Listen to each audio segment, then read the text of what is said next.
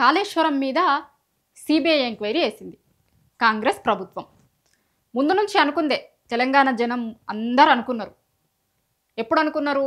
బడే బాయ్ చోటే బాయ్ అనే మాటలు వినిపించినప్పుడే అనుకున్నారు. అది మళ్ళీ ఒక్కసారి నిరూపించబడుతుంది.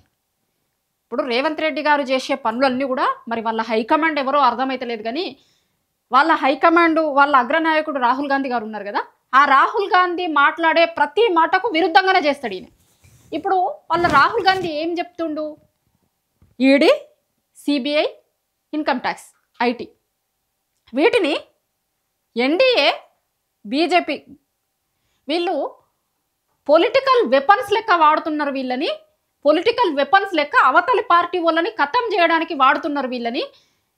ఇంకొక అడుగు ముందుకు పోయి అసలు ఇవన్నీ ఎన్డీఏ భాగస్వామ్య పక్షాలు అయిపోయినాయి ఈ కేంద్ర దర్యాప్తు సంస్థలన్నీ అన్న లెక్క మాట్లాడిండు. అసలు దీని మీద వాళ్ళు పెద్ద యుద్ధం చేస్తున్నారు. ప్రతిపక్ష పార్టీల మీదికి ఈడీని, సిబిఐని, ఐటీని ఉసిగొల్పి ప్రతిపక్ష పార్టీల నోరు ముయ్యాలని చూస్తున్నారు అనేది వాళ్ళ రాహుల్ గాంధీ పొద్దుగాల లేస్తే మాట్లాడతాడు. తెలంగాణలో అధికారంలో ఉన్న కాంగ్రెస్ పార్టీ సీఎం రేవంత్ రెడ్డి గారు వాళ్ళ రాహుల్ గాంధీ మాటలకు వ్యతిరేకంగా ఇక్కడ మాత్రం ఆయన నిన్న మాట్లాడిన మాటలేంది? సిబిఐ నిష్పక్షపాతంగా వ్యవహరిస్తుంది అని ఈ కేసును ఏదో వాళ్ళకి అప్పచెప్తున్నామన్న లెక్క అన్నారు. ఇప్పుడు వాళ్ళ అగ్రనాయకుడే కదా అసలు పొలిటికల్ వెపన్స్ లెక్క ఉపయోగిస్తున్నారు వీళ్ళని అని చెప్పింది. మరి వీళ్ళకి ఎట్లా నమ్మకం ఉంది? వీళ్ళు ఎట్లా అసలు సిబిఐకి ఇస్తారు? అంటే వాళ్ళ అగ్రనాయకుడిది ఒక మాట, ఇక్కడున్న వాళ్ళ సీఎంది ఒక మాటనా? ఇప్పుడు కాంగ్రెస్ పార్టీ 3 రాష్ట్రాలలో అధికారంలో ఉంది, తెలంగాణతో కలిపి, తెలంగాణ, కర్ణాటక, పంజాబ్. మిగతా 2 రాష్ట్రాలలో సిబిఐ వద్దు, వాళ్ళకి సిబిఐ పొలిటికల్ వెపన్ లెక్క మారిపోయింది అంటారు. కానీ తెలంగాణలో మాత్రం సిబిఐకి అప్పచెప్పారు కాళేశ్వరంని. ఎట్లా అర్థం చేసుకోవాల్సి వస్తుంది దీన్ని?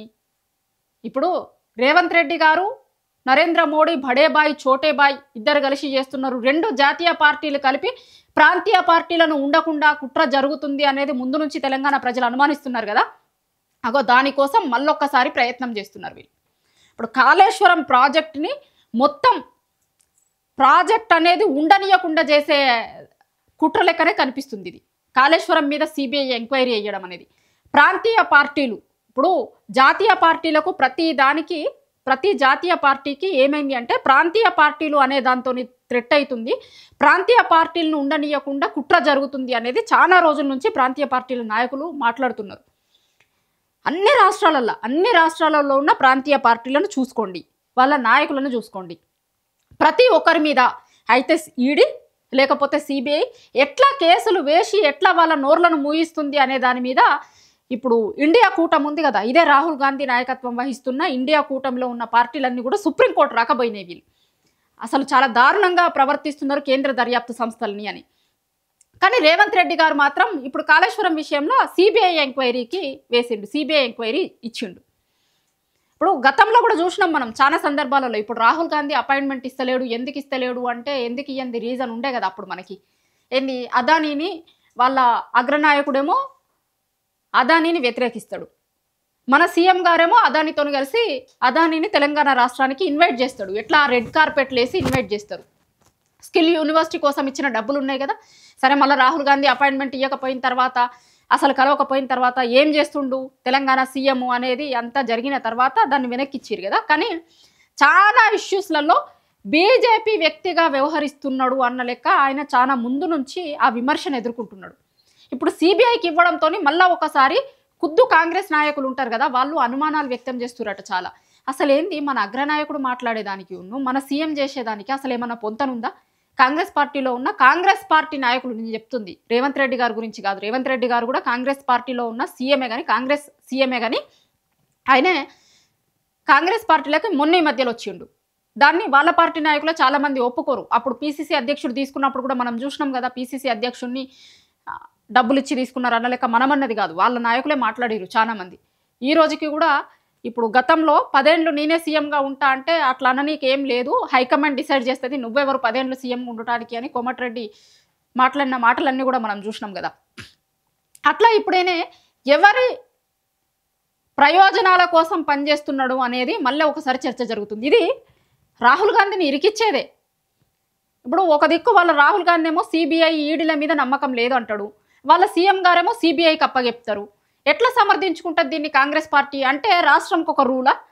ఇప్పుడు వాళ్ళు ఢిల్లీలో ఒక మాట మాట్లాడతారు, గల్లీలో ఒక మాట మాట్లాడతారు అన్నట్ట. ఢిల్లీలో ఉన్న వాళ్ళ రాహుల్ గాంధీ గారేమో అసలు సిబిఐ ఈడీ మీద ఒక మాట మాట్లాడతారు, గల్లీలో ఉన్న సీఎం గారేమో ఇంకొక మాట మాట్లాడతారు. అదే కాంగ్రెస్ అధికారంలో ఉన్న రాష్ట్రాలలో వేరే రాష్ట్రాలలో ఒక నీతి ఉంటుంది, ఇక్కడ ఇంకొక నీతి ఉంటుందా? అసలు ఎట్లా సమర్థించుకుంటుంది కాంగ్రెస్ పార్టీ దీన్ని? ఇప్పుడు గతంలో చూసినాం చాలాసార్లు. అదాని ఎగ్జాంపుల్ ఇంతకుముందు నేను మీకు చెప్పిన కదా. దాని తర్వాత రాజ్యాంగం చేతిలో పట్టుకొని రాహుల్ గాంధీ గారు చేస్తున్నదంతా కూడా మనం చూసినాం. రాజ్యాంగాన్ని చేతిలో పట్టుకొని రాజ్యాంగాన్ని కాపాడాలి అని ఒక దిక్కు రాహుల్ గాంధీ మాట్లాడుతుంటే, ఇంకొక దిక్కు వేరే పార్టీకి సంబంధించిన ఎమ్మెల్యేలని ఎట్లా కలుపుకున్నారు వీళ్ళ పార్టీలో అనేది కూడా గతంలో చాలాసార్లు చూసినాం కదా మనం. అది కూడా రాహుల్ గాంధీ అభిప్రాయాలకు రాహుల్ గాంధీ చెప్తున్న దానికి భిన్నం. అది కూడా ఇప్పుడు మన సీఎం గారు చేసే ప్రతి పనులు కూడా రాహుల్ గాంధీ ఇది కాదు, ఇది మన పార్టీ విధానం కాదు అంటే ఒక గదే చేసి చూపిస్తున్నాడు. గతంలో ఎమ్మెల్యేలను కాంగ్రెస్ పార్టీలో చేర్చుకున్నాడు కావచ్చు, అదానికి సంబంధించిన ఇష్యూ కావచ్చు, ఇప్పుడు సిబిఐ. ఇప్పుడు అసలు రేవంత్ రెడ్డి గారు చేస్తున్న పనుల మీద రాహుల్ గాంధీ ఏం సమాధానం చెప్తాడు చూడాల్సి ఉంటుంది. ఎందుకంటే ఇప్పుడు వాళ్ళే అన్నారు గతంలో, మరి ఇప్పుడు వాళ్ళ సీఎమే అప్పచెప్పిండు. దీన్ని కాంగ్రెస్ పార్టీ ఎట్లా సమర్థించుకుంటుంది, ఏం చెప్తుంది, ఏం మాట్లాడుతుంది దీని గురించి? ఖచ్చితంగా రాహుల్ గాంధీ గారు కూడా దీనికి సమాధానం చెప్పాల్సి ఉంటుంది. ఒక్కొక్క రాష్ట్రాలలో ఒక్కొక్క నీతి ఉంటుందా మీకు, లేకపోతే ఢిల్లీలో ఒకటి ఉంటుంది, గల్లీలలో ఇంకొకటి ఉంటుందా అని ఖచ్చితంగా ఒక ప్రశ్న ఎదురవుతుంది. ప్రశ్న ఎదురైనప్పుడు దానికి సమాధానం చెప్పాల్సి ఉంటుంది. ఎక్కువ రోజులు తప్పించుకొని తిరగడం కుదరదు. ఖచ్చితంగా సమాధానం చెప్పాల్సి ఉంటుంది. తెలంగాణలో ఉన్న ఈక్వేషను వేరే రాష్ట్రాలలో ఎందుకు వేరే లేక మారింది? లేకపోతే మీ తెలంగాణలో ఉన్న సీఎం రేవంత్ రెడ్డి గారు మీ ఆకాంక్షలకు అనుగుణంగా కాకుండా విరుద్ధంగా సిబిఐ ఎంక్వైరీకి కాళేశ్వరంకి సంబంధించిన దాన్ని ఇచ్చిండు కదా, మీరు ఎట్లా సమర్థించుకుంటారు అని రాహుల్ గాంధీని అడిగినప్పుడు రాహుల్ గాంధీ ఏం సమాధానం చెప్పబోతాడు, ఏం సమాధానం చెప్తాడు? ఇప్పుడు ఇంట్రెస్టింగ్గా మారింది. కానీ నిన్న అసెంబ్లీలో సీఎం రేవంత్ రెడ్డి గారు చేసింది రాహుల్ గాంధీని ఇరికిచ్చేటువంటి ప్రయత్నం జరిగింది అనేది చూస్తున్న వాళ్ళు ఎవ్వరికైనా కూడా అర్థమవుతుంది. రాహుల్ గాంధీ తీసుకున్నటువంటి లైన్కి వ్యతిరేకంగా నిన్న సీఎం గారు చేసింది ఉంది.